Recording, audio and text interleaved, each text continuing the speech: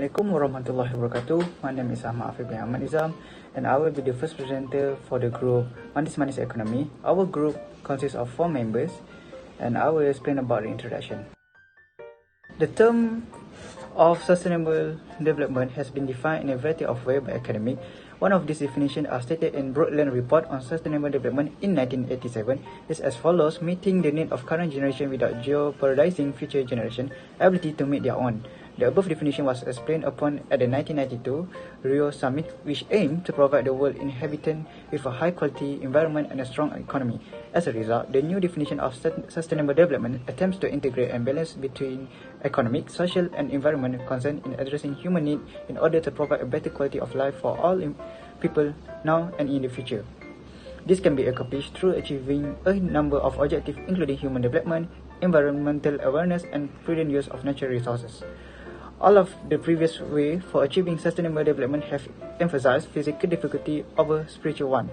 Thus, the goal of this study is to shed light on the role of Islam in debate over sustainable development. In Islam, concerns of sustainable development are addressed through the Prophet Sunnah and Quranic teaching. A clear framework was provided by both Quran and Sunnah in dealing with the issue of this universe and its contents, as well as how humanity, spiritual and physical well-being were crucial in the realization of Allah worship and the formation of justice and equality in human society as a whole. Islam's reaction to develop is based on the principle of unity between the universe, life, and humanity. Allah created the universe for a specific purpose and for a certain amount of time. Man as God vicegerent whose lives were integral with the life of other beings in this universe must work with their fellow human in their communities in the same way that they work with Allah with other creatures, such as animals, plants, and other living things. Brothers and sisters, the first similarities component that have been found by us through the studied articles that are related with sustainable development from an Islamic perspective is resources.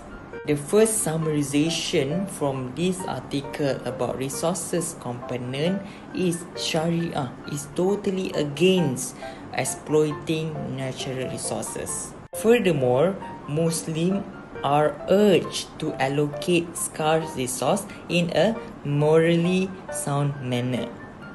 Despite that, redistribution of resources is totally crucial and vital to enhance the sustainable income.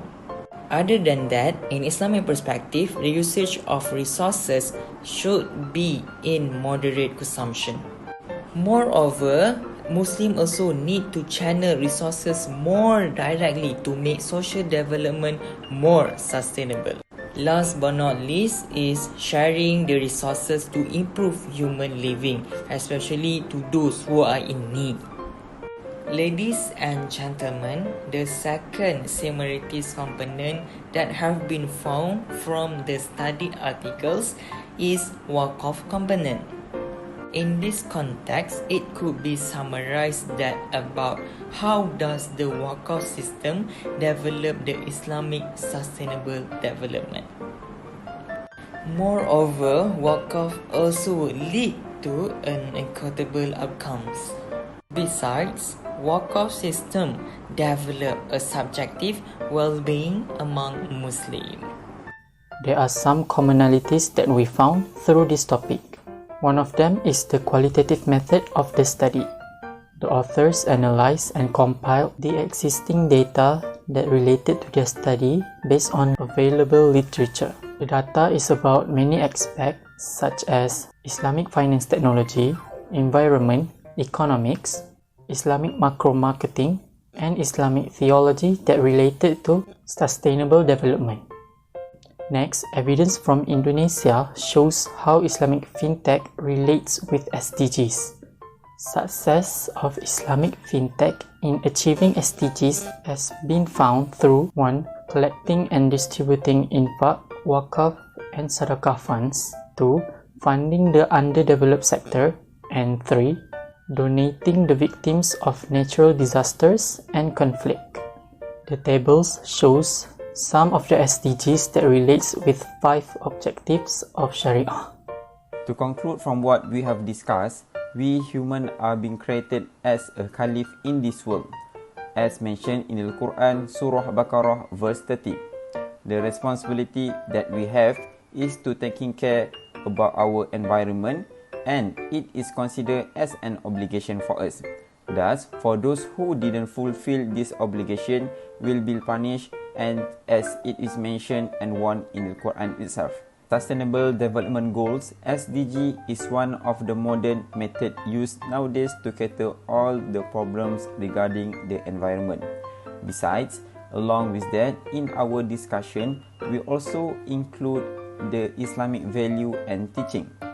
Based on the review about this article, the most common and effective ways on how to spread the green teaching of Islam is by having an early exposure in education institution.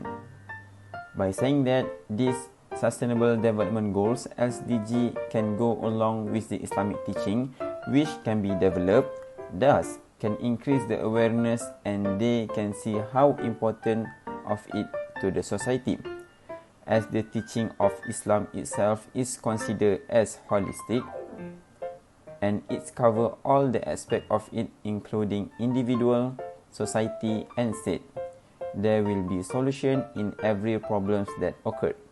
Thus, in this paper, again, we encourage the establishment of SDG, which should go along with the Islamic teaching in order to achieve the goal of Rahmatan lil Alamin.